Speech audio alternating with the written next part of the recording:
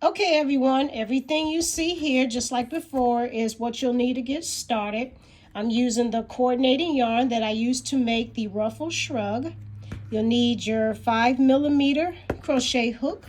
You'll need your darning needle, you'll need your scissors, you'll need a tape measure, and of course you'll need some stitch markers. Before getting started creating the chain, the first thing you want to do is take your bust measurements. You want to take the tape measure and wrap it around the widest part of your bust. For me, that's going to be a 38. Once you have your measurements, you'll then create a chain that will be the same length as your bust measurements all the way around, and then you'll join your chain. Okay guys, once you get your measurements, your bust measurements, first thing you're going to do is create a slip knot. Place that on your hook. Now we're going to begin creating a ribbing for the bottom of the top. And for this one, we're going to chain 10. 1, 2, 3, 4, 5, 6, 7, 8, 9, 10. And I always do an extra so I can lock in my stitches. Now to begin, just like with all of the other pieces that I create ribbing with, we're going to do half double crochets in all of the stitches, and that will be our first row.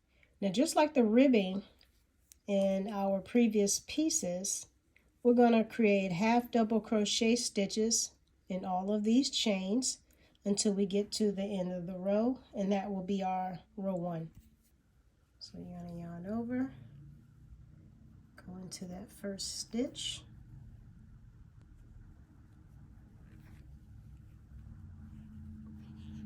pull through all the loops. That's your first half double crochet. Yarn over again, all through loops,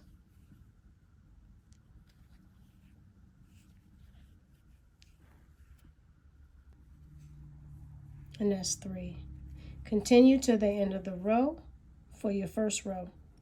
Once you have your first row, you should have a total of 10 stitches. We're going to now begin row 2, doing the same thing, yarning over, but this time we're only going to go into the back loops.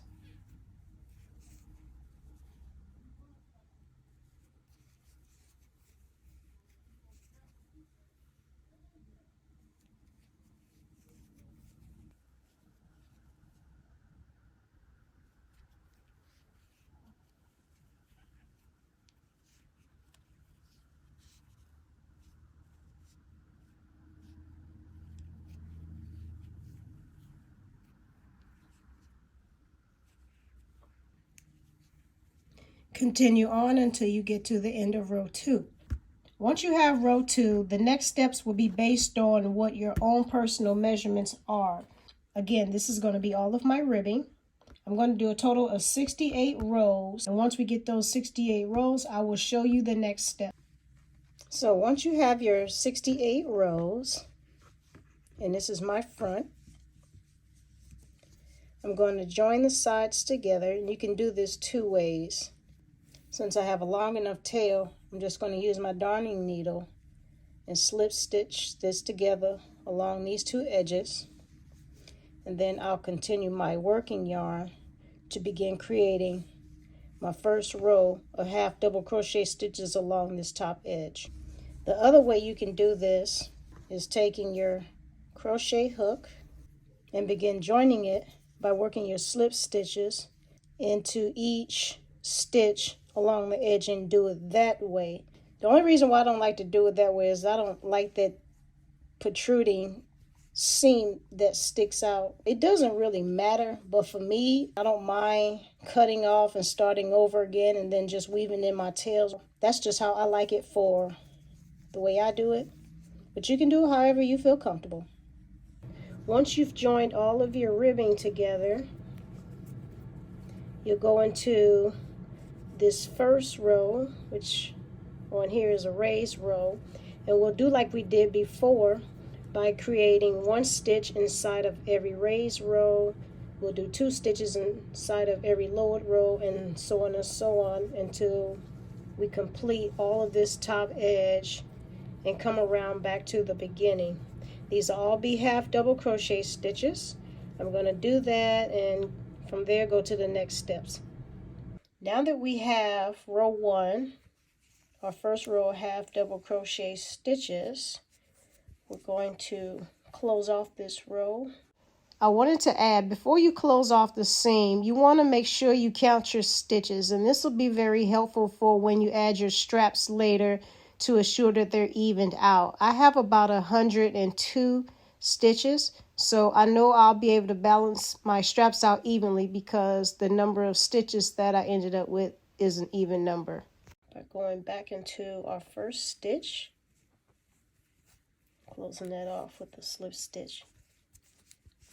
And then we're going to chain 2. From row 2 on is going to be double crochets. We're going to turn our work at row 2. And every time you get back to the start, you're going to turn your work. I'm going to do a total of 25 rows of double crochets, and once I get my 25 rows, we'll go into the next steps.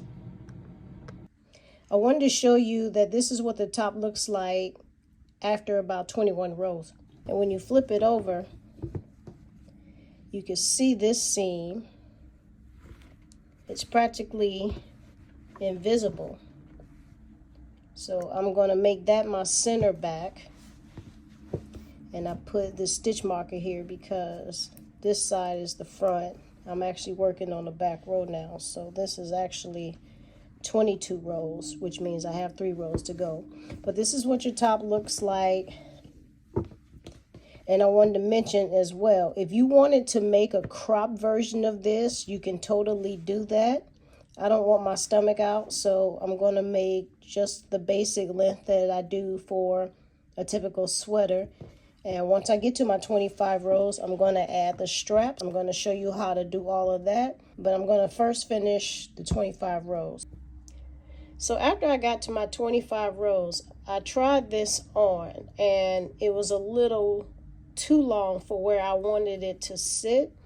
So I had to take out some of the rows, and I took it down to about 21 rows, and it was actually perfect. It sits exactly where I wanted it to sit on my waist. So now that that's done, we can go and finish off the top of this. You want to make sure you're working on your front. And because this is just this one seam in the back, I'm going to go ahead and start finishing off my edge from this starter stitch as well. That way I can keep the continuity of this being seamless. So to begin the edge, we're going to do just like we did with the neckline part of our shrug. And again, you want to keep these finishing stitches very loose, because doing these slip stitches in this top edge, it'll eventually gather a bit if you do them too tight. You want to keep these really loose. For some reason they shrink, and it will throw off the fit of your garment. So to begin, just like you did on the other one, you're going to go into these back loops real loosely. Pull up a loop, take it through that loop, go into the back, go into the loop that way, keeping these really loose, because for some reason they will draw together, and then the fit of this will be totally off. Keeping this loose, not too loose to where it's obvious, but you definitely want to keep this loose in order to keep that stretch in there. And that's the other thing, you'll lose a bit of stretch finishing off this as well. So you want to keep those stitches loose, but not so loose to where it looks obvious.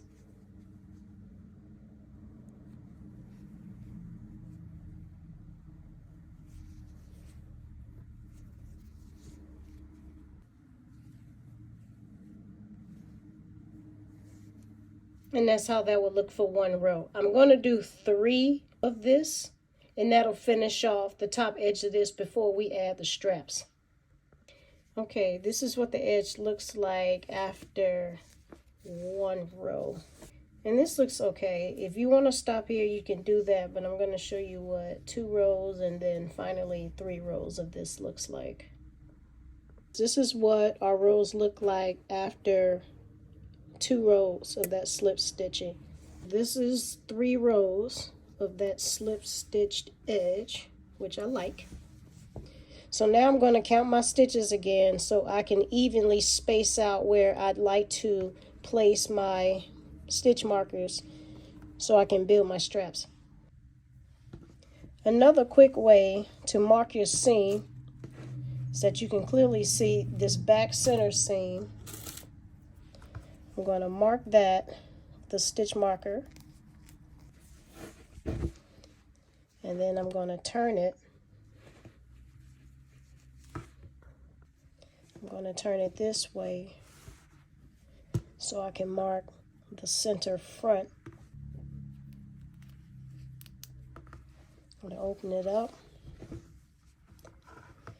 line up the center back with the center front, and then I'm going to mark my sides.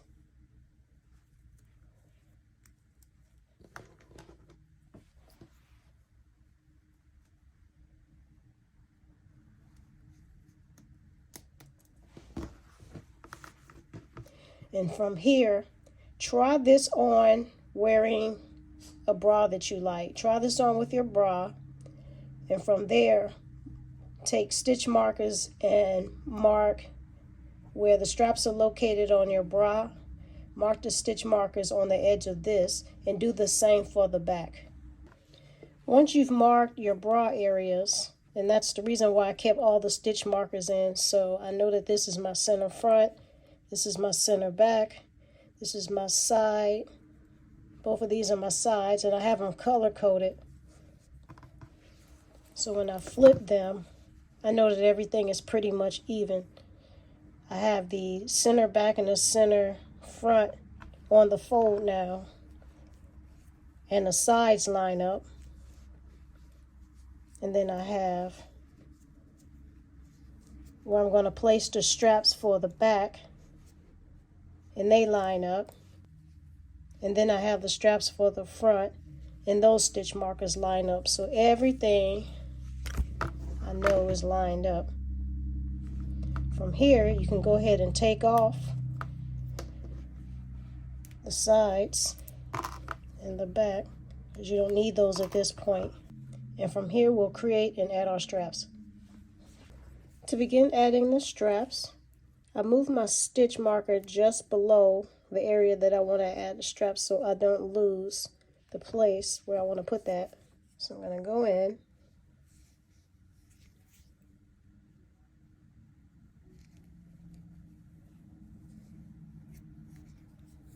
I'm going to add my yarn,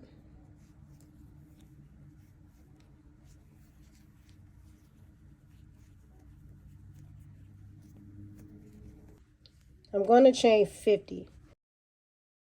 I know I originally said 50 chains, but after trying it on, 50 chains made it too long, so I took it down to about 45 chains, and the fit was perfect. But you can chain however many you need to chain, and I highly suggest trying it back on, temporarily securing it in the back, trying it on, and then going from there. My cat is literally crawling up my back to get my attention.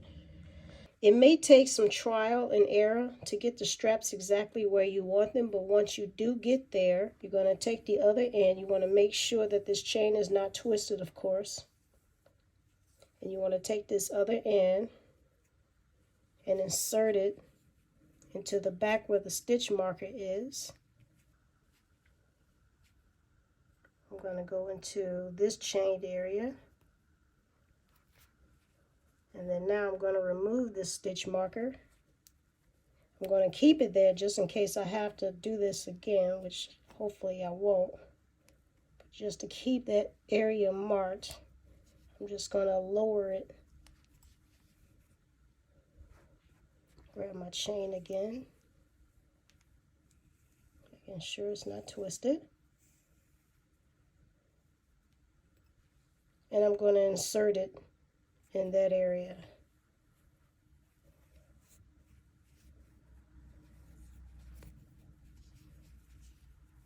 Once it's in, I'm going to lock it in place. And then I'm going to begin slip stitching for that first row.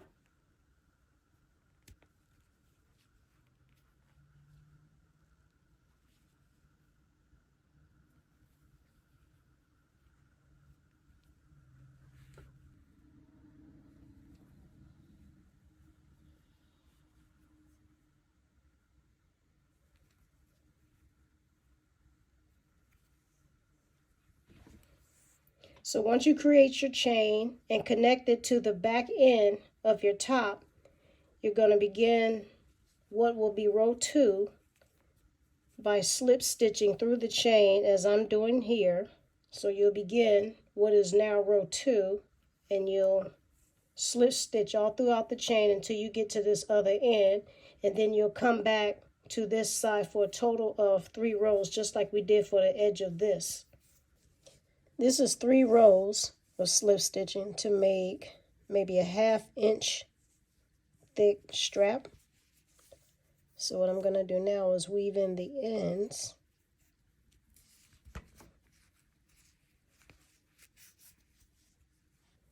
There's no real method to how I weave in these ends, just so it can look as less noticeable as possible. I'm going to cut off the excess.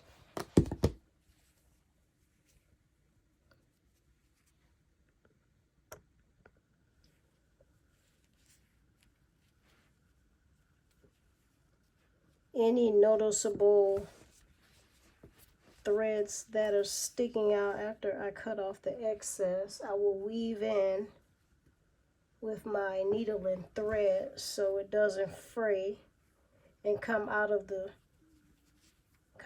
needlework. And once you have your straps, I went ahead and did the other one.